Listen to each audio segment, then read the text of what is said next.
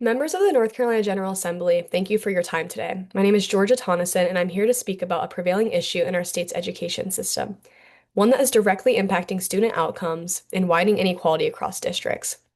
North Carolina is facing a teacher retention crisis, and the evidence shows that it is not random. It is being driven by how our system is structured.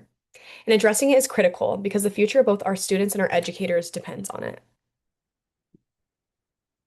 North Carolina is facing a teacher retention crisis, but it's not affecting all schools equally. Research by Nugent and his colleagues show that teacher turnover is about 50% higher in high poverty schools, meaning the districts serving the most vulnerable students are also the least stable. That difference represents a significant gap in stability between schools, where some are able to retain teachers while others are constantly rebuilding their staff. Over time, this creates a clear imbalance, not just in staffing, but in the consistency of instruction students receive. And the statistic is also not isolated to a few schools. It reflects a statewide pattern in how teachers are distributed.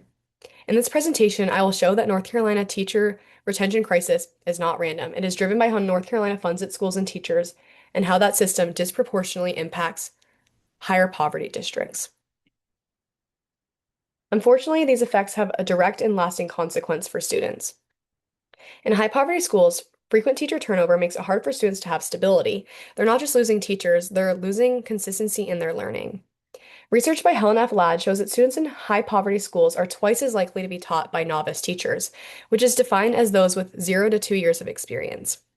In practice, this means many students in these schools are consistently taught by educators who are still developing their skills, while students in wealthier districts are far more likely to have more effective and experienced teachers.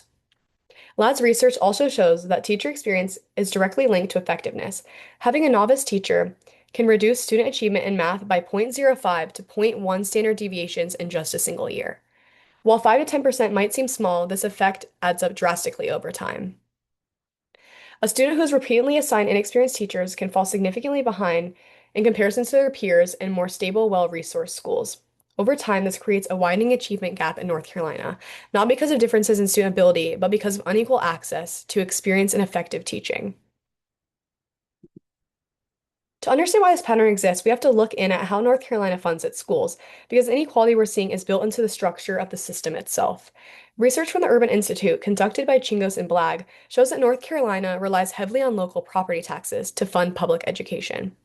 The problem is that property wealth is not evenly distributed across the state. As a result, the system inherently produces unequal funding because districts with higher property values are able to generate significantly more local revenue in comparison to lower wealth districts. That difference directly shapes school conditions.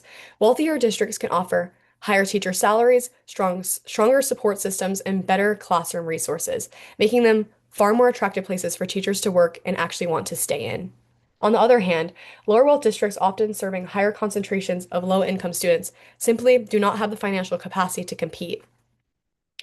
While the state does attempt to offset these disparities, the impact is very minimal. On average, low income students receive only about $252 more per student in total funding compared to their wealthier peers. That difference is extremely small and is roughly a 2% increase, and it does not come close to counteracting the much larger disparities created by local funding. As a result, the system is already starting unequal. Inequalities shape where teachers choose to work, where they stay, and ultimately which students have access to experienced educators. This is not just a funding issue, it is a structural design problem within the state's educational system. Another key issue is not just how much funding exists, but how the state distributes it. Research by Needham and Houck at the University of North Carolina at Chapel Hill shows that North Carolina ties teacher funding to years of their experience. This means that districts with more experienced teachers receive more state funding per teacher position, while districts with more novice teachers are receiving less. On its own, that might seem really reasonable and fair, but in practice, teachers are not evenly distributed across the states and districts. Wealthier districts tend to retain more veteran teachers, while high poverty districts experience higher turnover and rely more on early career teachers. As a result, the districts that are already more stable are receiving more funding, while the districts facing the greatest challenges are receiving way less. In effect, the system is not correcting inequality, it is actively reinforcing it. To fully understand this issue, we also need to look at why teachers are leaving in the first place. Research by Goldhaber and his colleagues finds that 81% of the teacher experience gap is driven by movement between districts, not teachers leaving the profession entirely. This is an important distinction. North Carolina is not simply losing teachers, it is redistributing them. And that movement is largely driven by incentives. Goldhaber's research shows that teachers are more likely to move to districts that offer better salaries, stronger working conditions, and greater access to resources, rather than leaving the teaching career altogether. In addition, Needham and Houck at the University of North Carolina at Chapel Hill show that the state's funding system contributes to these differences. Because funding is tied to teacher experience, districts with more veteran teachers are receiving more funding per teacher. The research finds over a $10,000 difference in average teacher salary funding between districts, which reflects meaningful differences in teacher experience and overall compensation across these districts. As a result, wealthier districts that are able to retain experienced teachers continue to receive higher levels of funding, while higher poverty districts receive less. This creates a clear incentive for teachers to move to better resourced schools, even within the same state. At the same time, salary is not the only driving factor to these decisions. Research from LAD finds that working conditions, such as access to resources, administrative support, and student needs, also play a major role in whether these teachers stay or leave. In fact, her research shows that highly qualified teachers are often more responsive to these conditions than just salary alone. Taken together, this means that high poverty, under-resourced schools are competing in a system where they have fewer resources and weaker incentives to retain effective teachers. As a result, there is little structural incentive for experienced teachers to remain in these schools where they are needed most. The state of North Carolina has attempted to address teacher retention before, but the results highlight the limits of small, isolated policy changes do not work. In the early 2000s, the state implemented a 1,800 bonus program for teachers in high poverty schools. However, research by Felter and his colleagues found that it did not significantly reduce teacher turnover, and the program was ultimately discontinued after 2004. The reasons to this policy failure are important. The bonus was too small to compete with the much larger $10,000 to $20,000 salary difference across districts. It also required teachers to be fully licensed, meaning many teachers in high poverty schools were not even eligible to receive it in the first place. In addition, the program was not effectively communicated. Clotfelder's research also noted that 13% of eligible teachers did not even know that they qualified, and about half of new teachers were unaware of the bonus until they were already hired, and it did not address broader issues like working conditions or funding disparities. What this shows is that solving teacher retention requires changing the system, not just adding small incentives.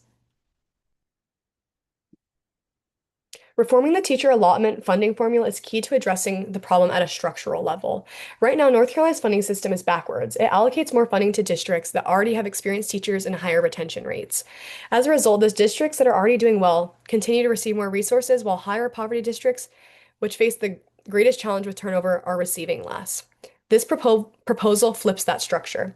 Instead of directing more funding to districts that already have an advantage, the state would just shift additional resources toward higher poverty, higher turnover districts. Importantly, this is not about taking funding away from low poverty districts or penalizing schools that are already successful. It is about rebalancing the system so that a greater share of resources is directed to the systems and districts facing the greatest challenges. From an equity perspective, this ensures that funding is aligned with student and district need rather than existing advantage. From an effectiveness standpoint, research shows that student movement is driven by system-wide incentives. By increasing funding in high-need districts, the state can begin to rebalance those incentives and improve the distribution of experienced teachers. This approach is also cost-effective because it works within the existing funding system by reallocating resources more strategically, rather than requiring large new spending. And importantly, it is politically feasible, as it builds on North Carolina's current funding structure rather than replacing it entirely, and it would not increase taxes. That additional funding can also be used to strengthen teacher compensation through local supplements and improve working conditions, both of which are proven by research that show to be critical in retaining teachers. Ultimately, this reform addresses the root cause of the problem instead of continuing to reward districts that are already successful. It ensures that more resources are directed to the schools that need them the most.